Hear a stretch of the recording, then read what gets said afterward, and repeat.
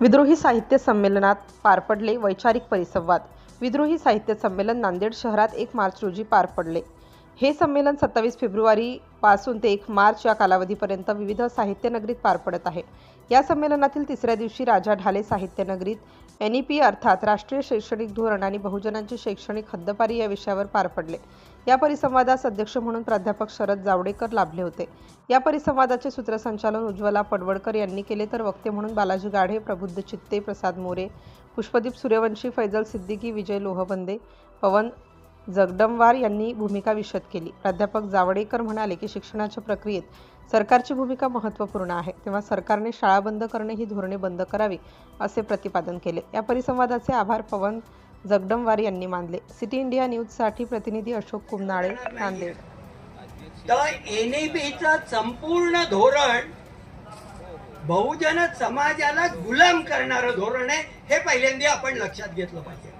बाहेर पडणं हा वेगळा मुद्दा आहे आणि गुलाम होणं हा वेगळा मुद्दा आहे।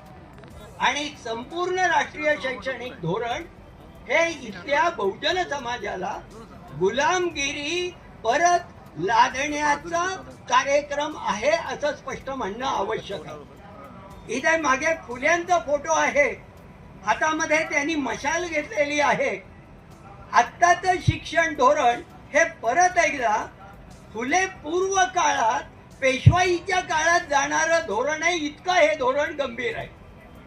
आणि या धोरणाची चर्चा आपण अशा वातावरणात करतोय की ज्या देशाच्या पंतप्रधानाच्या डिग्रीबद्दल शंका आहे।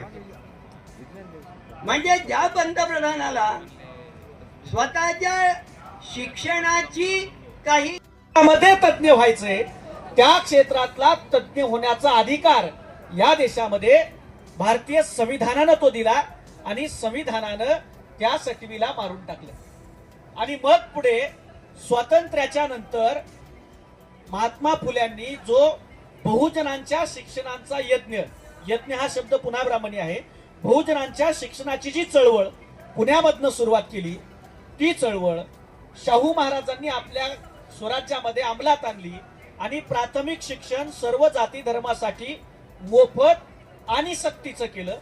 बाबासाहेब आंबेडकरांनी, महात्मा फुल्यांनी कामाला सुरुवात केली, विचार मांडला, राजर्षी शाहू महाराजांनी आपल्या राज्यामध्ये ते अंमलात आणलं आणि डॉक्टर बाबासाहेब आंबेडकरांनी संविधानामध्ये ते कायदेबद्ध केलं।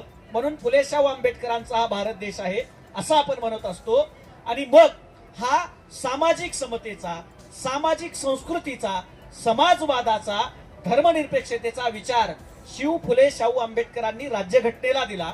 तो पुढे येत असताना 1948 ला राधाकृष्ण आयोगाला, 1952 ला मुदलियार आयोगाला, त्यानंतर 1964 साली DS कोठारी यांच्या अध्यक्षतेखाली कोठारी आयोगाला, 68 साली पुढे स्वतंत्र भारताचं पहिलं शैक्षणिक धोरण आलं आणि त्यामध्ये प्राथमिक शिक्षण मोफत आणि सक्तीचं करण्यात आलं, ज्यात पहिली तरतूद होती की या देशामध्ये दिल्या जाणारं प्राथमिक शिक्षण जात, धर्म, पंथ, प्रांत, भाषा, राष्ट्र, जन्माचं ठिकाण आणि लिंग असा कोणताही भेदभाव न करता प्रत्येक व्यक्तीला मोफत आणि सक्तीचं दिले जाईल हे सांगणारं कोठारी आयोग आला। आणि या देशामध्ये जाती धर्माच्या पलीकडे जाऊन इथल्या देशातल्या धोरणांनी शिक्षणाच्या लोकांना शिक्षण दिलं। आणि यामधला मूलभूत मुद्दा आपण लक्षात घेतला पाहिजे की भारत हा असंख्य जाती धर्म